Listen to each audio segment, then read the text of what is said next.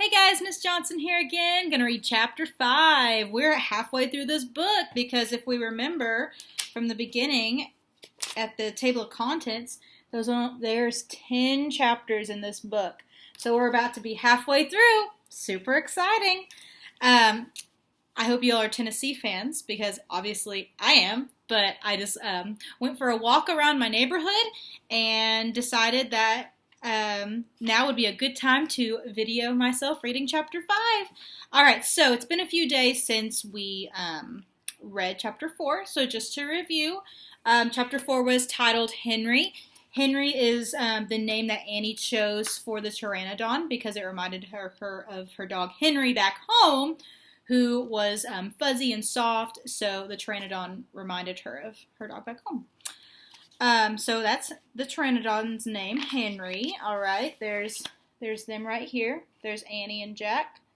Remember, Jack is taking notes on what he sees because because dinosaurs aren't around now, so they're not around in our lifetime. So no one's actually seen, at least when we've been alive, a real dinosaur. So Jack is taking the job to research these dinosaurs so that when he gets home, he can show them to his teachers, his parents, his friends, and maybe they can discover new things about dinosaurs.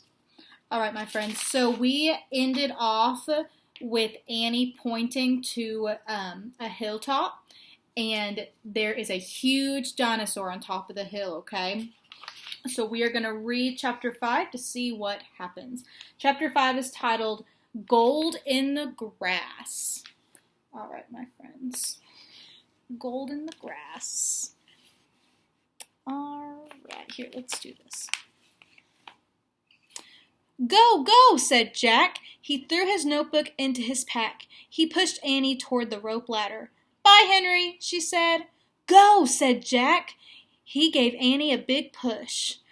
Quit it, she said, but she started up the ladder. Jack scrambled after her. They tumbled into the treehouse. They were panting as they looked out the window at the dinosaurs. So they were heavy breathing, okay? He was standing on the hilltop, eating flowers off a tree. Oh man, Jack whispered, we are in a long time ago. The dinosaur looked like a huge rhinoceros, only he had 3 horns instead of 1, 2 long ones above his eyes and 1 on his nose. He had a big shield-like thing behind his head. Triceratops, said Jack. Does he eat people? Whispered Annie. I'll look it up. Jack grabbed the dinosaur book. He flipped through the pages. There, he said. He pointed to a picture of the Triceratops. He read the caption. The Triceratops lived in the late Cretaceous period. This plant-eating dinosaur weighed over 12,000 pounds. Jack slammed the book shut. Just plants, no meat.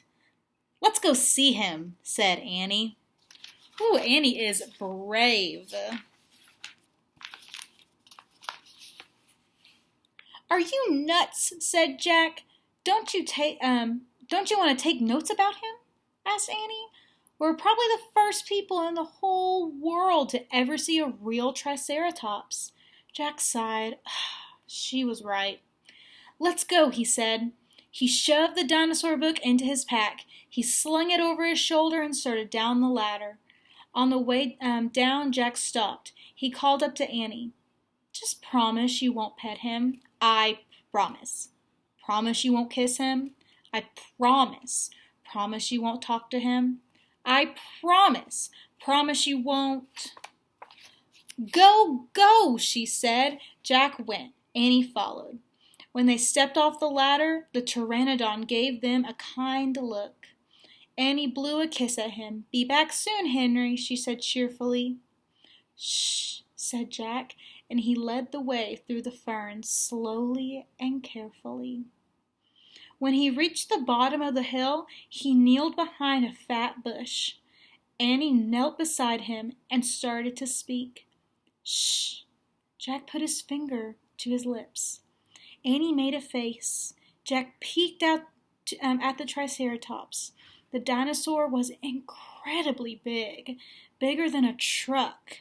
He was eating the flowers off a magnolia tree.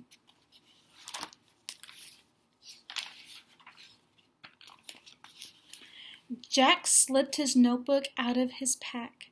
He wrote, "Eats flowers." Annie nudged him. Jack ignored her.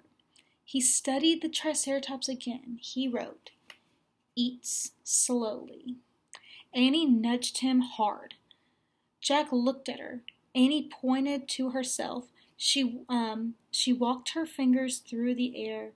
She pointed to the she pointed to the dinosaur.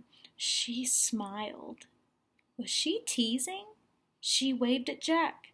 Jack started to grab her. She laughed and jumped away. She fell into the grass in full view of the Triceratops. "Get back," whispered Jack.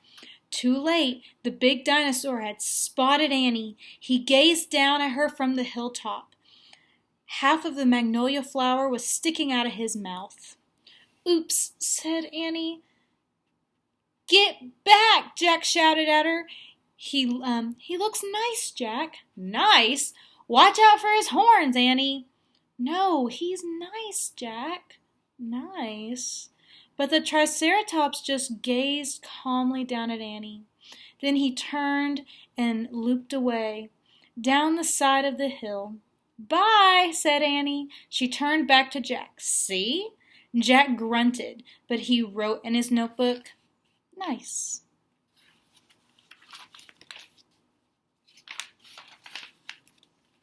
All right. "Come on, let's look around some more," said Annie. As Jack started after Annie, he saw something glittering in the tall grass. He reached out and picked it up.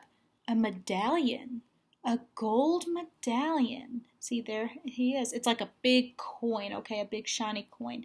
If you look really closely, it's an M on the medallion.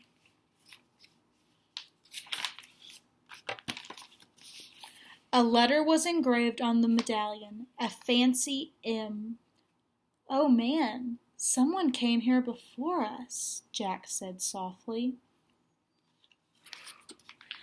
So, someone came there before them. This is a good stopping point for chapter 6. Whew, I'm so excited to read the rest.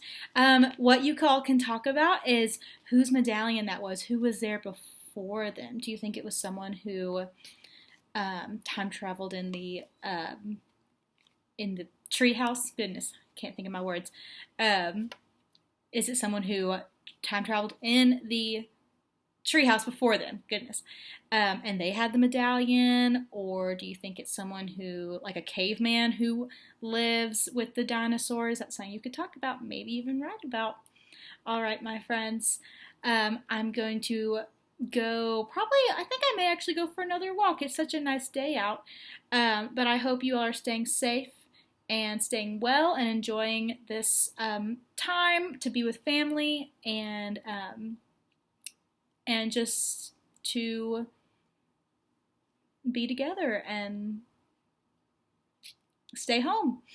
I miss you all. I would definitely like to go back to school and see you all and continue learning and continue having fun, but sometimes we have to stay home and that's okay. This is the best thing to do right now. So I will see you all on Thursday. I love and miss you all. Bye, guys.